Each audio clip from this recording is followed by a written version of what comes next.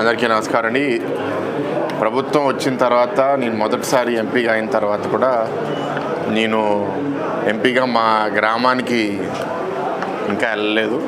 అయితే కుటుంబంలో ఒక డిస్కషన్ వచ్చి వెళ్ళాలి అంటే ఇవాళ కుదిరింది. సో ఎలాగో మా గ్రామానికి మూలపొలంకి వెళ్తున్నాం కాబట్టి ఈ జిల్లాతో మొదటి నుంచి తాతగారి మూర్తి గారికి చాలా దగ్గర అనుబంధము ఇక్కడున్న నాయకులు అందరితో. సో దాని భాగంగా ఇవాళ పొద్దున్న మొదటిగా కొత్తపేట నియోజకవర్గము బండారు సత్యేంద్రరావు గారితో వాడిపల్లి వెంకటేశ్వర స్వామి గారి ఆశీస్సులు తీసుకోవడము, స్వామిగారి ఆశీస్సులు అందరికీ ఉండాలని కోరుకుండడం నాకు చాలా హ్యాపీగా ఉంది. అంటే 1.5 year అయిపోయింది, కొంచెం లేట్ అయింది, పర్లేదు. కానీ అట్లీస్ట్ వచ్చినప్పుడల్లా ఇక్కడికి ఈ ప్రాంతానికి నాకు చాలా ఆనందంగా అనిపిస్తుంది. టెంపుల్ కూడా ఇప్పుడు బాగా డెవలప్ అవ్వాలని కోరుకుంటున్నాను. అండ్ జిల్లా విభజన అయిన తర్వాత జిల్లా కూడా ఎప్పుడు ఒక యూనిట్గా తీసుకుని అభివృద్ధి ఎట్లా చేయాలనేది వాళ్ళ ప్రభుత్వం చాలా బాగా ఆలోచిస్తుంది.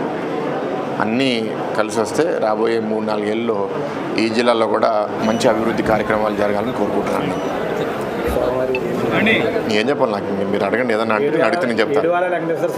7 సినిమాలు 7 ప్రదర్శనలు జరుగుతాయండి. అది అందరూ నమ్మకం ఇది అవుతుంది. ప్రసాద స్కీమ్ కింద 96 కోట్లు ప్రపోజల్ కేంద్రాన్ని పంపించాము. ఎప్పుడు పెట్టారు మీరు? నేను పరిశీలి చేస్తున్నాను.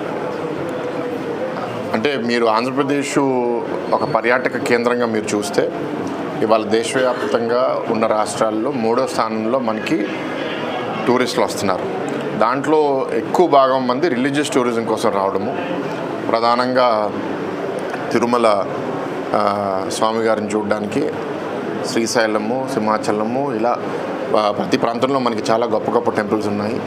దాంట్లో భాగంగా ఇక్కడ వాడిపల్లి వెంకటేశ్వర స్వామి గారి దగ్గర ఇందాక ఇప్పుడు సత్యనారాయణ గారు చెప్తున్నారు 96 కోట్లతో ప్రసాద్ స్కీమ్. అంటే కేంద్ర ప్రభుత్వము మన టెంపుల్స్, మన నాగరికత అభివృద్ధి చేసుకోవడానికి వాళ్ళు ఫండ్స్ కేటాయిస్తారు.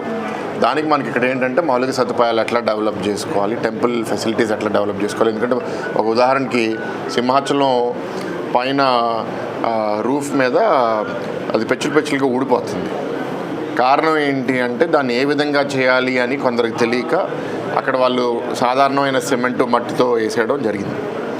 కానీ టెంపుల్స్కి విధానం వేరేగా ఉంటుందని కొందరికి బాగా ఆర్కియలాజికల్ సొసైటీలో పనిచేసే వాళ్ళకి అవగాహన ఉంటుంది. వాళ్ళు వచ్చి స్వతహాగా అక్కడ ఒక 3-4 నెలలు వచ్చి అద్భుతంగా ఇప్పుడు సింహాచలం పైన రూఫ్ కూడా అద్భుతంగా చేశారు. సో ఒకవైపు డబ్బులు కేంద్ర ప్రభుత్వం ఇవ్వడము, ఇంకోటి మనకి ఎన్నో ఏళ్ళ నుంచి అంటే కొన్ని టెంపుల్స్ ఇది 18వ శతాబ్దం అన్నారు కదా, అంటే 200-300 సంవత్సరాల నుంచి ఈ టెంపుల్ ఉంది. అంటే ఇంత బాగా ఎట్లా ఉంది, అప్పుడు వాళ్ళ టెక్నాలజీ వేరేగా ఉండేది కదా, అది కూడా మనం పోగొట్టుకోకుండా డెవలప్ చేయాలి. అండ్ ఎక్కువ మందిని ఈ టెంపుల్ ఇప్పుడు ఇందాక ఉదాహరణగా లోపలికి వెళ్ళేటప్పుడు ద్వారం ముందు 2 రోజే ఉంటే ఇప్పుడు 4 రోజులు వెళ్ళేటట్టు చేశారు. ఇట్లా స్థానిక నాయకులు ఎప్పుడైతే కమిట్మెంట్గా చేస్తారో ప్రజలకి ఇంకెక్కువ అందుబాటు